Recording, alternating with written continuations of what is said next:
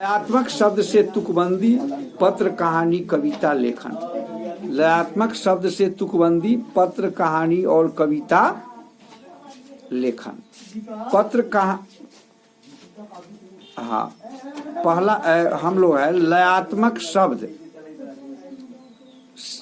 शब्द से तुकबंदी करना, पत्र, कहानी, कविता आदि लिखना। समझ गया ना? पत्र, हाँ, पत्र, कहानी, कविता आदि लिखना, ठीक है ना? पत्र, कहानी, कविता आदि लिखना। पत्र, कहानी, कविता आदि लिखना मतलब हो गया कि हम जब लयात्मक शब्द की बात करते हैं, तुकबंदी की बात करते हैं, तो कोई भी बात, कोई भी गीत, कोई भी संगीत, कोई भी शब्द जब हम वाक्य के द्वारा उसको जोड़ते हैं तो उसकी तुकबंदी होती है। वह खा रहा है, वह खाएगा, वह खाने के लिए जाता है, यह तुकबंदी हुई ना।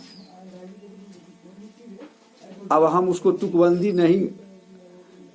नहीं करेंगे तो वह खाने को पढ़ता है। अब खाने को पढ़ता है, यह तो तुकबंदी नहीं हुई। तुकबंदी का मतलब है कि स्पष्ट भाव उससे उत्पन्न हो। तो आज हम लोग सभी लोग हम लयात्मक शब्द से तुकबंदी, पत्र, कहानी, कविता को छंदोबद्ध, वाक्यबद्ध, दिशाबद्ध, निर्देशनबद्ध तरीके से लिखना को हम समझ और समझा सकते हैं। आप कविता भी देखते हो, गीत भी देखते हो, गीत में भी तुकबंदी होती है, कविता में भी तुकबंदी होती है। कविता का भी जो होता है उस सब का छंद, एक एक छंद, एक एक शब्द, एक एक वाक्य उस तुकबंदी को स्पष्ट रूप से निर्देशन करता है। आज जिसका सीधा सीधा लाभ क्या होता है आपको पता है? कि उसको बोलने में, उसका उच्चारण करने में हमें कठिनाई नहीं होती है। जब हम बच्चों को पढ़ाते हैं तो उसको लयात्मक तरीके से कविता सिखाते हैं। जैसे पहला अगर हम पढ़ते हैं चंदा मामा दूर के, तो ठीक दूसरा लाइन हो जाएगा लड्डू मोती चूर के, यानी के दोनों के अंत में लगा हुआ है, दोनों के अंत में लगा हुआ है ना। अब आगे चलते हैं, अंग्रेजी में आओ। Twinkle twinkle little star, how I wonder what you are, दोनों में आर लगा हुआ है। Little star, how I wonder what you are, यानी हम जिस कविता को, जिस कहानी को हम पढ़ते हैं, अब यहाँ पोइम है तो कविता है, तो उसका दूसरा लाइन को देख रहे हो ना, एकदम तुकबंदी है। अब टंजा मामा दूर के, लड्डू मोती चूर के, आप खाए थाली में, मुन्ना को दो प्याली में, है ना। आप खाए थाली में और मुन्ना को दो प्याली में, इसमें भी में है, प्याली में और थाली में। और उसमें भी है twinkle twinkle little star, how I wonder what you are, up above the world so high, world so high like a diamond in the sky. और उसमें भी हाई है, इसमें भी स्काई है। Up above the world so high, पूरे विश्व से ऊंचा है। और क्या है? लाइक ए डायमंड, यानी इन द स्काई, माने बहुत हमको अंदर से प्रफुल्लित करता है। वह चमक डायमंड, हीरे की तरह चमक। तो यह भाव जब हम बच्चों को पढ़ाते हैं अब तो आप लोग भी पढ़ते होंगे या पढ़ाते होंगे, तो इस चीज को समझते होंगे कि आप जब बच्चों को पढ़ा रहे हो तो उसमें लय कैसे होता है। छोटे बच्चों को जब आप पढ़ाने जाते हो तो बच्चे उस लयात्मक परिवेश को अधिक पसंद करते हैं। और क्यों न करे, गीत और संगीत में भी तो लय होता है। किसी भी गीत को हम पढ़ेंगे, हाँ हाँ, क्या क्या कर दे हम लोग, रूम लॉक कर दे, अच्छी बात है। हाँ अच्छा, हम देखते हैं। सत्या बाबू, कैसे होगा?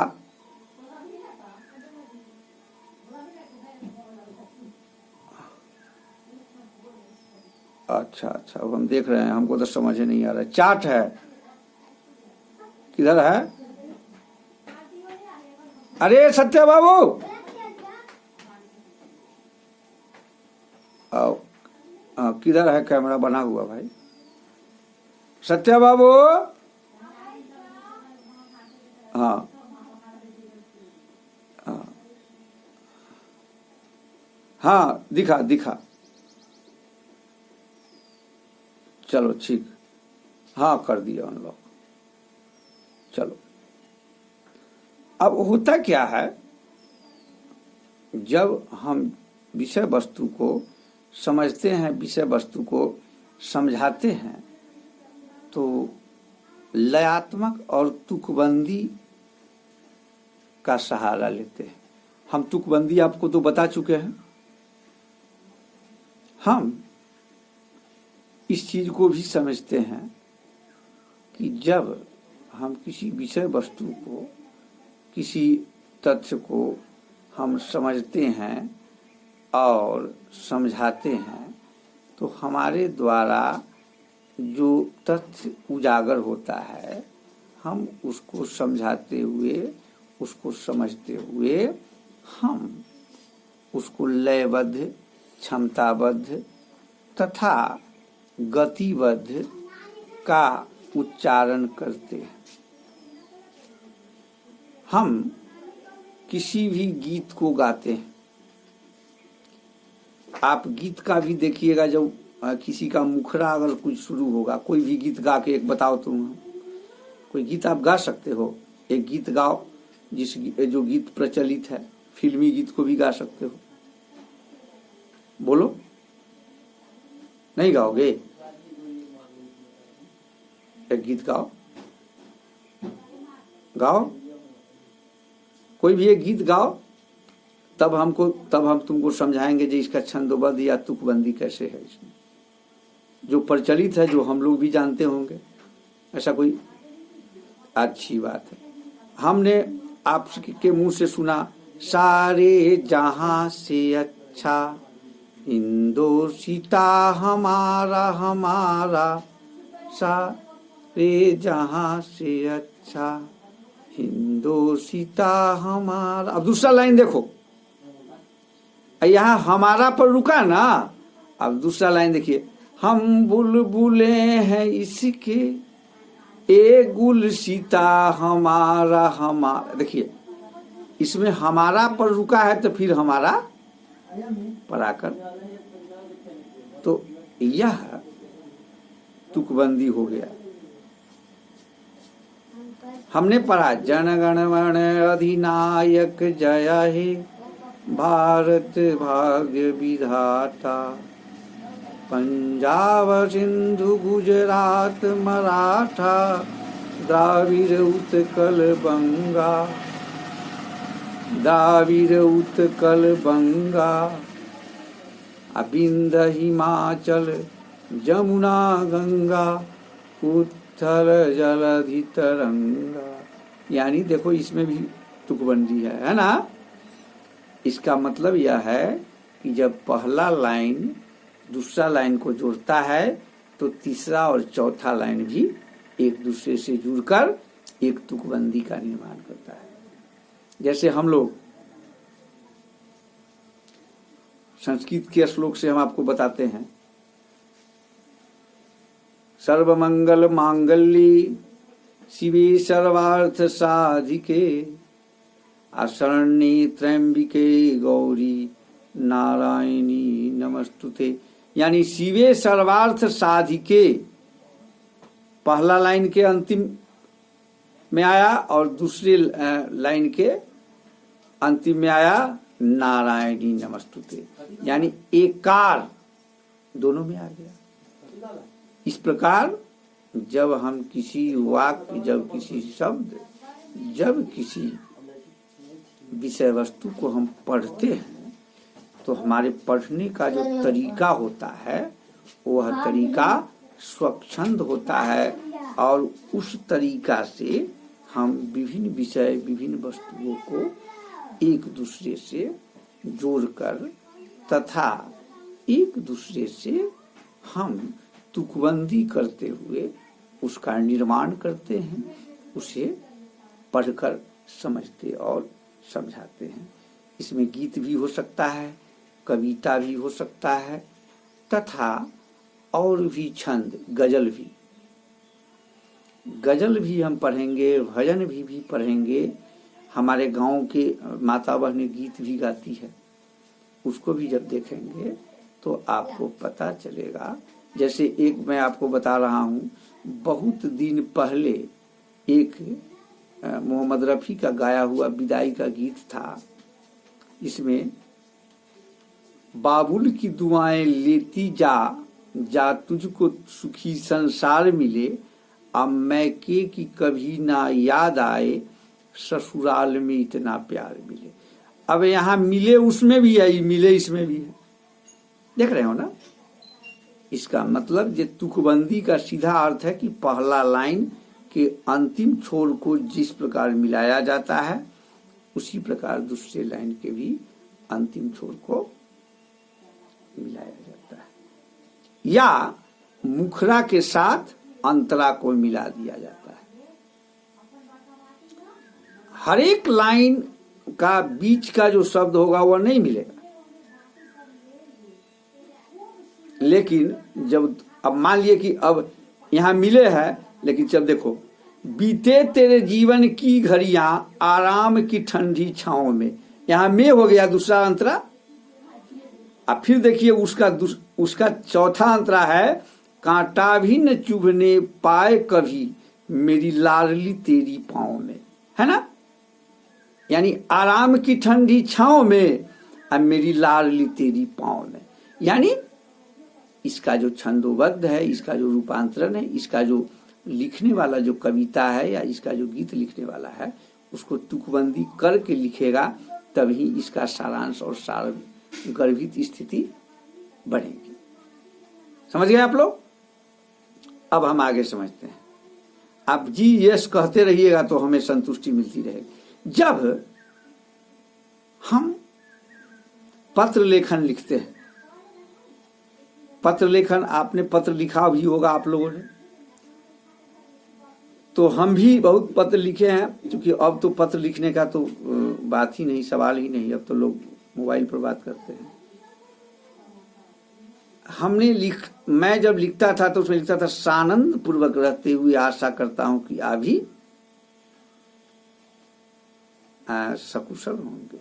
पूर्वक लगाना ही नहीं, सानंद रहते हुए आपके सकुशलता की कामना करता हूं।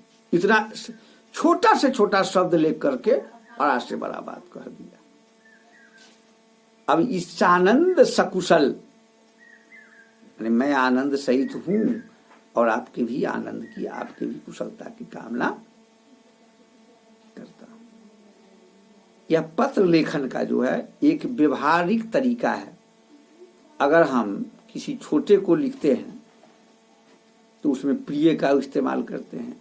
अब बड़ों में आदरणीय, कहीं पूज्य, कहीं पूज्यवर, कहीं पूजनीय, हमको तो लगता है कि बहुत ऐसे लोग हैं जिसको पता भी होगा कि नहीं पूजनीय और पूजवर या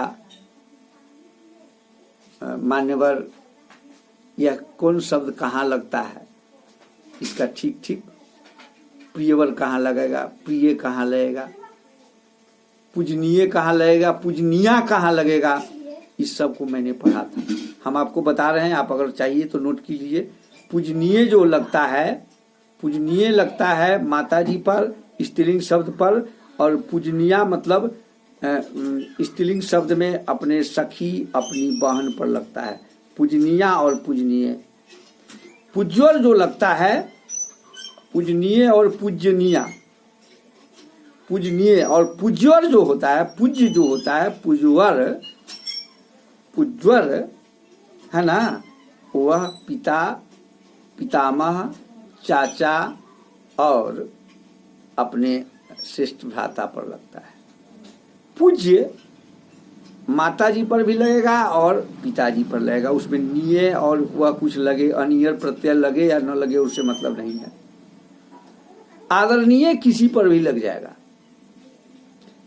इसलिए आदरणीय शब्द का बहुत इस्तेमाल लोग करते थे पहले चिट्ठी में, पत्र में। आदरणीय मित्र से लेकर के माता पिता पुत्र किसी पर, लेकिन पुत्र पर वह नहीं बैठता है ठीक से, ठीक है ना। प्रिय है ना,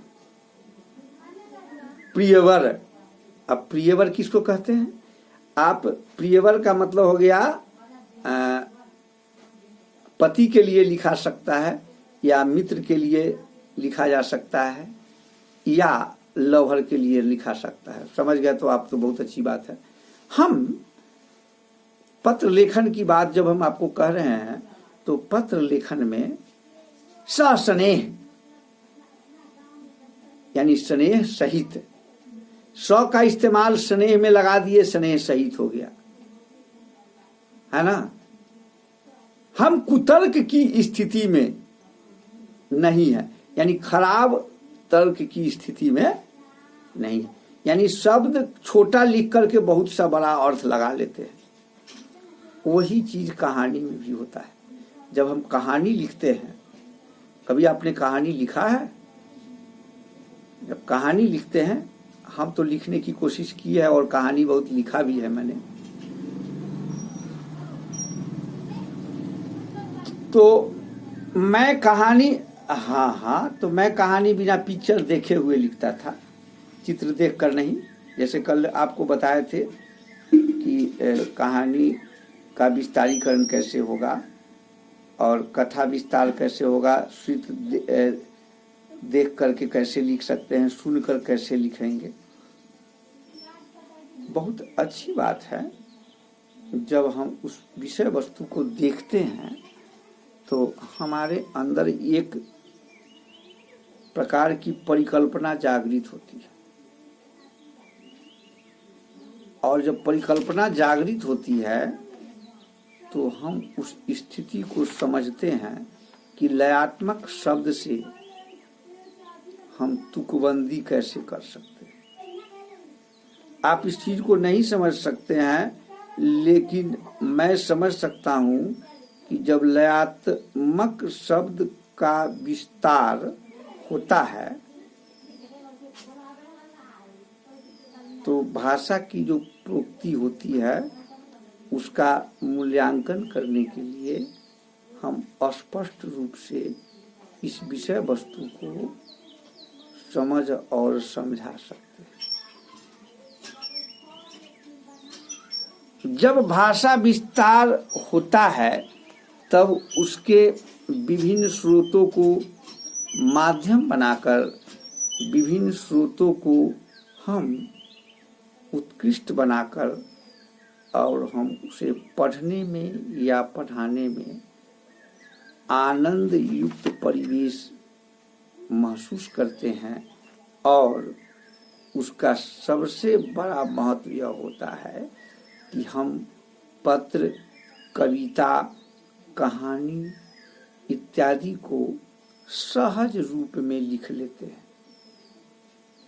तो आप लोग आज हम पढ़े हैं कि लयात्मक शब्द से तुकबंदी, पत्र, कहानी और कविता लिखने की शैली का जानकारी हम लोगों ने प्राप्त किया।